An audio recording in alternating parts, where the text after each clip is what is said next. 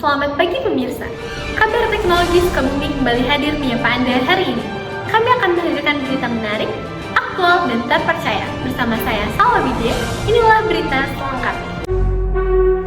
Pada tahun 2023 ini, produk motor listrik semakin dilirik oleh masyarakat Indonesia di berbagai kota, termasuk di Sukabumi. Berbagai merek dagang motor saling berlomba-lomba mengeluarkan produk motor listrik mereka. Keunggulan motor listriklah yang menjadikan alasan masyarakat meliriknya. Motor listrik tidak menimbulkan polusi asap dari knalpot, sehingga itu menjadi salah satu poin unggul. Selain itu, motor listrik tidak membutuhkan bahan bakar bensin, tapi mengandalkan tenaga listrik yang harganya jauh lebih murah dibandingkan bensin. Motor listrik tidak memiliki mesin tempat pembakaran bensin, sehingga motor listrik memiliki suara yang jauh lebih senyap dibandingkan dengan motor konvensi. Berikut liputan wawancara yang dilakukan oleh rekan saya, Indra Armando, dengan pengguna motor listrik dan pengguna motor konvensi. Halo, perkenalkan, nama saya Indra Armando. Jadi di sini saya akan mewawancarai seputar tentang motor listrik. Di sini saya sudah menemukan narasumber untuk mewawancarai motor listrik tersebut. Kalau boleh tahu, saya berbicara dengan siapa? Perkenalkan, nama saya Arya Wiratawiji. Kapan Anda membeli motor listrik ini? Udah sekitaran 3 bulan sih dari sekarang, berarti bulan Juli, sekitaran bulan Juli. Mengapa Anda lebih tertarik untuk membeli motor listrik ini? Karena itu untuk mengirit uang jajan, terus karena lebih ramah lingkungan aja. Gitu. Jadi kan seperti yang Anda bilang tadi, motor listrik ini lebih ramah lingkungan. Apa yang membuat motor listrik ini lebih ramah lingkungan gitu? Karena bahan bakarnya itu bukan menggunakan bensin tapi menggunakan listrik ya. Jadi tidak mengeluarkan asap dari dari knalpotnya. Menurut Anda apa gitu kelebihan dari motor listrik ini? Terus perbedaan sama motor konvensi lain apa gitu?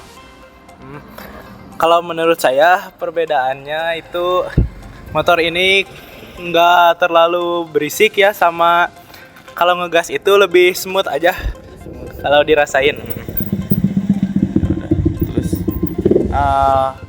kapan sama di mana nih? Kan kapan sama di mana Anda biasanya mengisi daya motor listrik? Kan kalau motor listrik itu beda ya sama motor yang lain. Nah, ya, kau boleh tahu di mana sama kapan?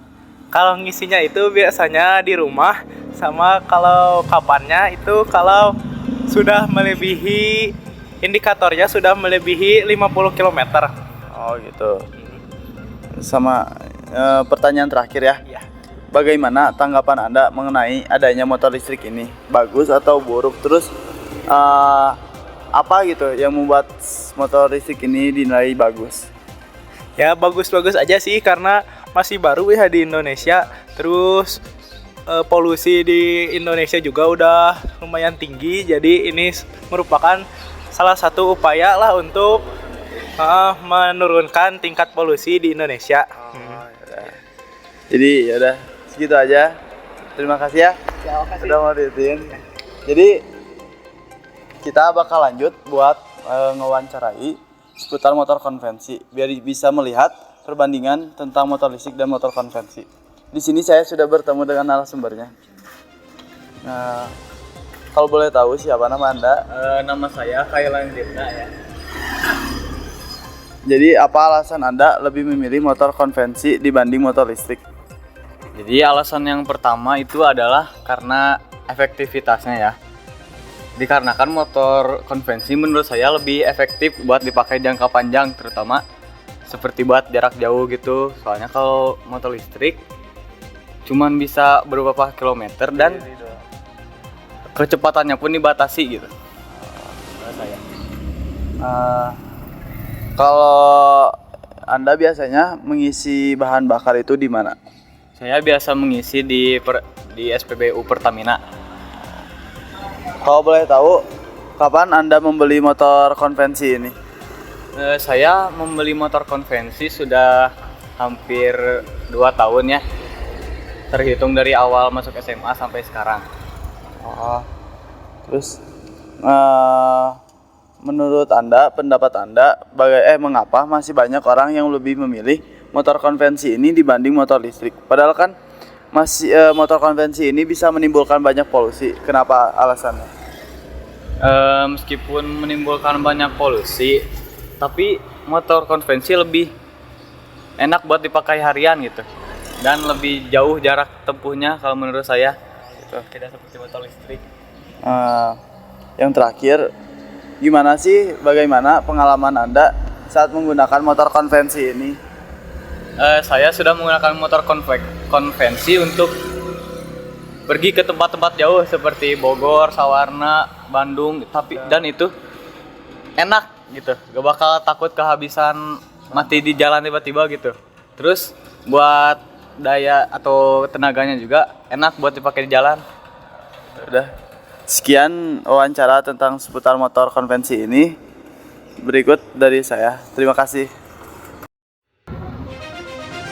Menariknya lagi, bagi masyarakat Indonesia yang ingin membeli motor listrik, pemerintah akan memberikan subsidi sebesar 5 hingga 7 juta rupiah. Pemberian subsidi dari pemerintah ini bertujuan untuk mendorong minat masyarakat agar beralih dari motor konvensi ke motor listrik. Minimnya emisi gas yang dihasilkan membuat motor listrik dianggap sebagai kendaraan ramah lingkungan. Sebab itulah, pemerintah memberikan dukungan pada masyarakat untuk beralih dari motor listrik dengan pemberian subsidi.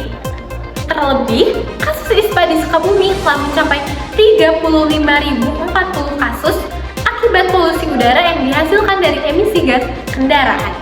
Semakin banyaknya motor berbasis listrik juga dapat membantu fiskal negara, karena subsidi untuk kendaraan berbasis fosil atau bensin akan semakin berkurang.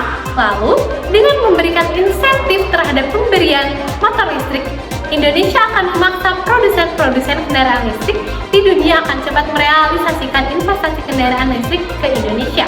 Dengan demikian, motor listrik dinilai menjadi pilihan terbaik untuk menjadi kendaraan di masa depan. Cukup sekian berita pada hari ini. Saya Salwa Widya, pamit undur diri dan sampai jumpa.